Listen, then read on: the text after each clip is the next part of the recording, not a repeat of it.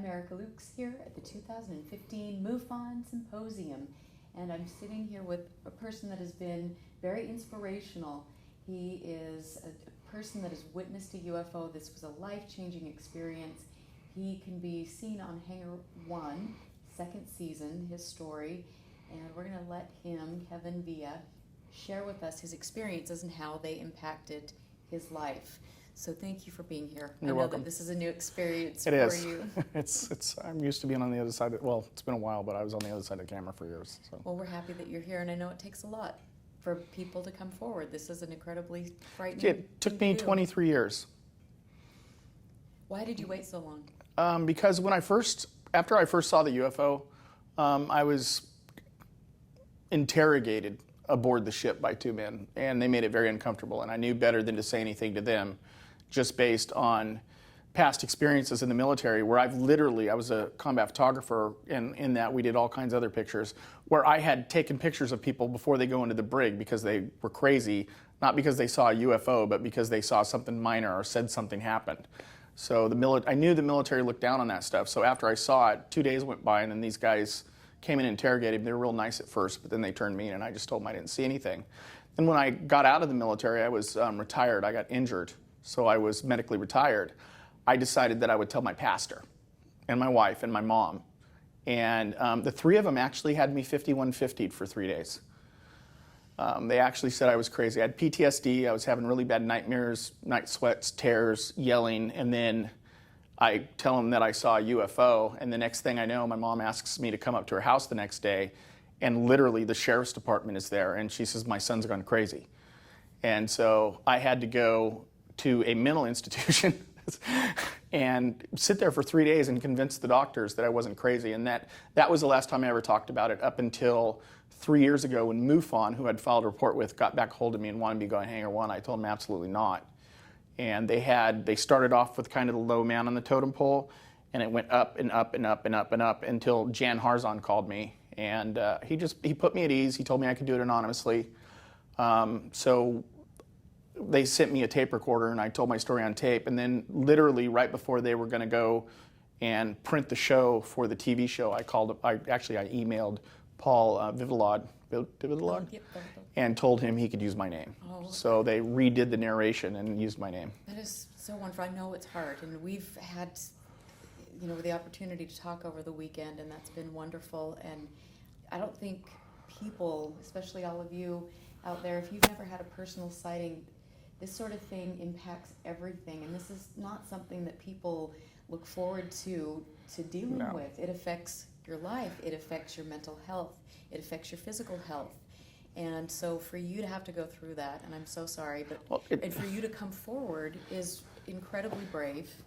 The biggest impact of my life is I had a single mother raise me. My dad was not a good person, but my mom did a really good job, and she raised us through church. So who I knew when I was growing up were the church elders, the pastor. These were kind of my mentors. And then I go away to the military, and literally the whole church is writing me when I'm in Iraq fighting, giving me support, telling me that I'm an American hero, thanking me for my service. I would get, they'd send me 6 packs of soda in boxes to the aircraft carrier because we didn't have it when I was on the aircraft carrier. When I was with 3rd Armored Battalion, you couldn't get soda and stuff like that, but I would get care packages all the time from random people at our church. And then I get out, and I tell my pastor, I need to meet with you one-on-one. And basically, I get rebuked in his office. He tells me not to talk about it again. So I go to these elders that have sent me care packages and these other people's. And I'm like, I don't know what to do. My foundation of what you guys have taught me is shaken. I know you're telling me I didn't see what I saw, but let me tell you something. I saw it. You're not going to change that. You're not going to convince me it's different. And eventually, Phil, the pastor of the church, Gary, I don't want to say his last name, Gary, and 2 other elders called me in after a Sunday church. And I was out of the military, I was retired, I had another job, and asked me not to come back. So yeah, so I went from being a guy from Auburn, California at a small church that, really bought into this because I had a dad who was so bad that I either went down that road or I followed the church, and I followed the church. And then all of a sudden, I've done everything they asked against the single mom, the whole thing. Joined the military. I'm the first one in my family with a college education. I went to college while I was in the military. I actually changed my minor to cosmology after I had my sighting, and finished at University of Washington. And so I had this life that it was going to be my life. You know, I was probably going to go to this church and be an elder and they literally asked me not to come back anymore. So it was life-changing. Wow. I don't know why things like this shock me, because I know this happens, but it just really is to the point where we need to stop this from happening, and I'm sorry. No, you don't have to be sorry. The weird thing it's like they were angry at me because I saw a UFO. You're either going to tell people what you saw and stick by your guns, or you're going to just say, okay, you're right, I never saw it. Or you're going to do what I did, and after they asked me to leave, I never mentioned it again for 23 more years. So. Well, thank you for doing it. It takes You're a welcome. brave person. Tell us about the sighting. I was a photographer on the USS Nimitz. I had only been on a couple ships for a week here and a week there. I was basically a combat photographer, so most of the stuff I did was on land. One of the things that I did, because I got put in a situation where I led a lot of men. There was 23 people at the main photo lab, and then the EH-38 room, which was all your top secret stuff, had another 8 guys. I had made E5 really fast in a rate that usually takes 7 to 9 years. I made it in 3. And so when I got aboard the Nimitz, I was always a guy that was being told what to do, went on assignment, went here and there. I walk into the photo lab and I'm made in charge of all these people. There's one E6 above me, and then which he does all the paperwork, does all the ordering. And then there's the officer in charge of it, but he's in charge of ops. So not just the lab. So really I'm on this island, and I was a terrible leader. I was frustrated all the time. I didn't know how to motivate people back then. I ended up owning my own business, so I learned a lot.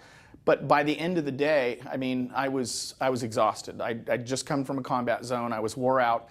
And so my solace was going to the aft of the ship, which it's not like you can just walk out there and everybody gets to go. Photographs of Iraq, the oil well fires, I would use these photographs to kind of bribe officers to get anywhere on the ship I want. So I had gotten to a point where everybody knew that I was going to walk through the maintenance bay or the machine shop where they did all the engine repair down the hall and out to the aft of the ship, and I was going to sit out there for an hour after my first 12-hour shift was done. And that was really my own decompression thing. Most of the time I would bring my camera out there and take pictures of the sunset. Sometimes because of a job for the admiral or some secret photos or whatever came in, reconnaissance, I would stay over. And this particular night it was later, it was dark, so I didn't bring my camera. Went out back, sat there like I always did. There's a metal railing on the back of the Nimitz. I'd hang my feet over the edge, kind of grab onto the top. I can't lift this arm, but grab onto the top of the railing and watch the dolphins. Dolphins and sharks would follow the ship because, yes, the U.S. Navy dumped their garbage in the ocean. I don't know if they do anymore. And this particular night, they did darken ship, which happened. It's a pretty common thing when we were in the Persian Gulf, but we weren't in the Persian Gulf anymore. We were north of the Carolina Islands and southeast of the Philippines, heading towards Hawaii. And so to go darken ship in a non-combat zone, I actually just assumed it was a drill, not a big deal. So I didn't jump up and run to the watertight door. I sat there and kind of counted in my head 1 1,000, 2 1,000 until I got to 15 1,000 because you have a minute. And the second I got up, I hear the door lock. And I'm like, wait a minute. And you can't hear all the same announcements outside that you can hear inside. So they could have accelerated it, which I'm pretty sure they did. So I got locked outside. So I went back, put my legs over. It was kind of, some days you can't see your hand in front of your face. But this was a bright day. It wasn't overcast. It wasn't a full moon, but it was enough where I could still see the ocean, and it was nice. It was wonderful outside. So I sat there. And all of a sudden, I kind of felt like it's the hardest sensation to describe. Because it's not like your skin is vibrating and buzzing, but you feel this vibration inside, outside your body. I felt it in my fingernails, in my hair. I just felt it everywhere. So I got up and started looking around, and I'm grabbing everything on the ship, trying to figure out where this is coming from. Now, when you're on an aircraft carrier and you start doing 30 or 40 knots, which is classified, they don't do it. I think everybody knows it. And you take a large turn, the ship will almost shake apart. This wasn't this. This was just this tiny vibration that almost drives you crazy. And so I'm touching everything on the ship, and I walk over to the starboard side, which is the right side of the ship, and I just kind of look around. There's a kind of a metal gangplank that runs down the side of the ship. And I look over that way, and there's a UFO just finishing coming out of the water. And it goes about 40 feet above the water and just sits there. And this was not, and all I had ever heard about at this time in my life was flying saucers, round flying saucers, and these little orb things that every once in a while just on a special. I pretty much thought anybody who said they saw a UFO was crazy, because I grew up in a church and they said aliens don't exist, and that was, part of, I don't know where they got that, because I've gone back to the Bible and tried to find it. So there's this, it wasn't round, it wasn't an orb, it was, what I saw was square. I mean, the ship itself, I'm pretty sure was a triangle, but I couldn't see the whole thing. But the side I saw was 40 to 50 yards high, larger than the Nimitz long. This is what I saw. It was about 300 yards to maybe a mile off the starboard side of the Nimitz up front. Part of it was obstructed by the tower of the Nimitz. And everybody I've talked to, they're like, well, expand on it. Tell me more. I can't tell you more. I stared at it for a half an hour. I mean, every sensation I ever had in my life went away. I just stared at it. I mean, what do you do when you see a block floating in the ocean? And underneath it, there was, the ocean was lit up, but there were not, it wasn't like there was these round light spots on it. It just was illuminated. I just stared at it. I don't know what else to say. Everybody, last night I got inundated by all these people thanking me for telling my story, and I'm like, my story's not a big deal. I stared at something for half an hour. I mean, it's a big deal, but it's not like I can't expand on it. I didn't see little windows with little green men looking out it. It was solid. There were kind of pronounced lines down the ship. I do remember that. And the only reason I know it was a half hour, because I actually referred back to the logbooks. I actually looked at the logbooks for the ship, and then when I went up to the tower a couple days later, I wanted to see who was in flight ops, and found out that it was just the admiral, the captain, and the flight boss. But they were up there, which is 360 degrees glass, so they saw it. I'm now convinced they knew it was there. But I just stared at it, and going back at it, I realized I stared at it for half an hour. It only took me about 5 minutes after this buzzing started to get up and look around and see it. We were actually on darkened ship for 41 minutes.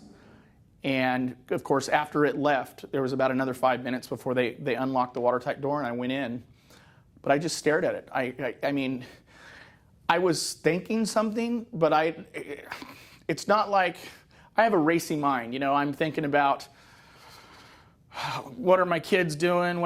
There's always 50 thoughts in my head. I have this job to do. My mind was blank. I mean, it was just totally blank. I was just sitting there looking at this thing floating above the Pacific Ocean off the starboard side of the most powerful, second most powerful, the Abraham at the time, just floating there. We weren't doing anything. Jets weren't being scrambled. We were just sitting there. The ship had almost stopped to a crawl. We were just sitting in the middle of the Pacific Ocean with this thing floating off the starboard side that was as big as us or larger. And I know I've said it. That's all I could do was look at it. And then towards the end, it kind of moved slightly, kind of almost like a turn, which is when I saw that there was an angle.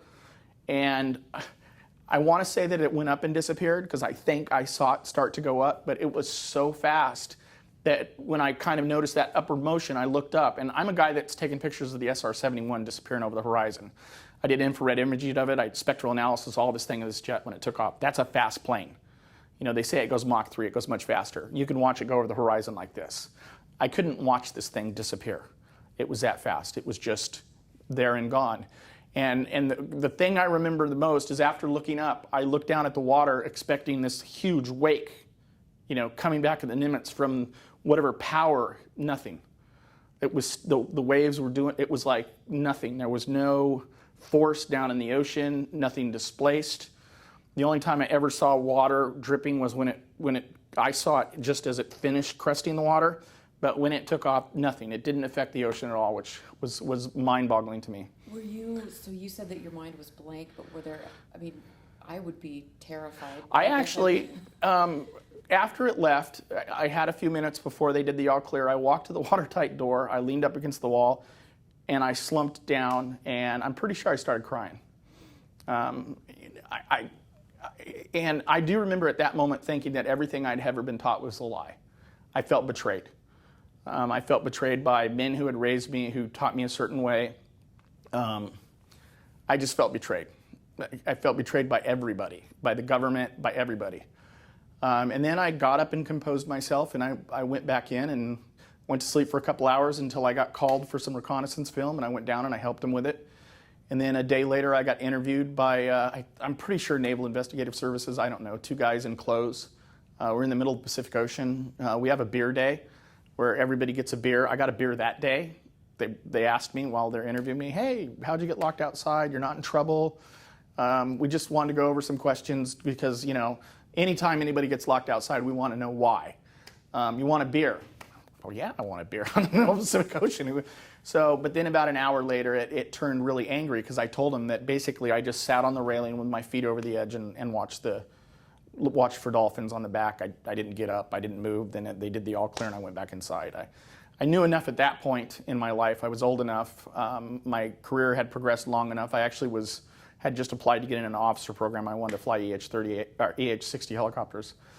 If you say something like what I saw, that you're not in the military anymore. Absolutely. And if you are in the military, and the funny thing is I was a 4.0 sailor all the way up to that point. I haven't told anybody this, but I got 4.0 marks. I got to take pictures of Dick Cheney. I took pictures of the first president when he threw up because of the sushi. I was there.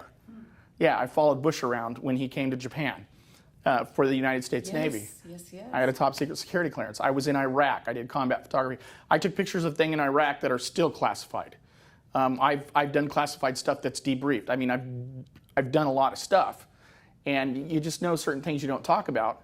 But because of my career, and I have 18 letters of accommodation from admirals from the United States Navy, that's why I made rank so fast. My evals after I got locked outside were 3-4. There's 4.0, which is you're going to always make rank. There's 3.8, which you might make rank.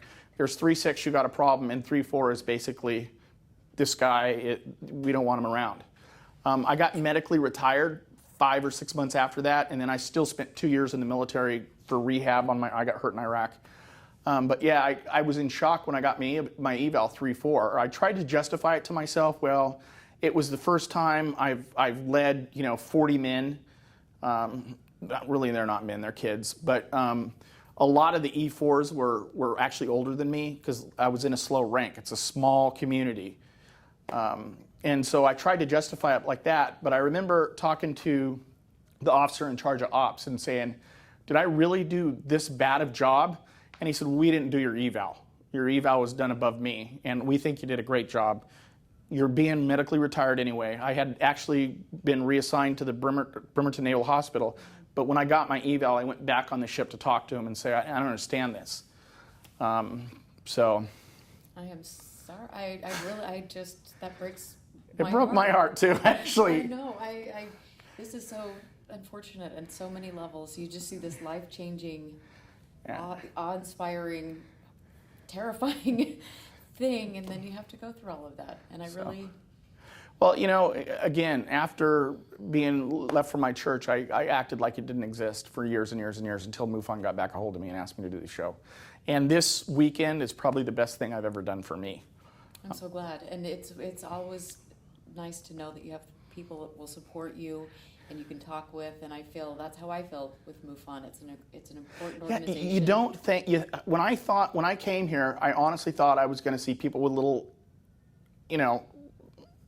propellers on their head, right, running around, but I didn't. I've talked to physicists. I met the guy in charge of the Kepler telescope. I got to talk to him for almost 45 minutes. Craig, who is into alternative propulsions. Me and him, actually, we talked after his conference. Then we went outside and we sat down for a good hour and we just chatted about dark matter, time, space. Like I said, I changed my minor to cosmology, studied the theory of relativity, special theory of relativity. So I had enough knowledge to have a conversation with this guy. And that's who I've met here. Stan Friedman, a physicist. I've met doctorates, physicists. I've met 4 people from NASA. I sat at a table with the ex-defense minister of Canada.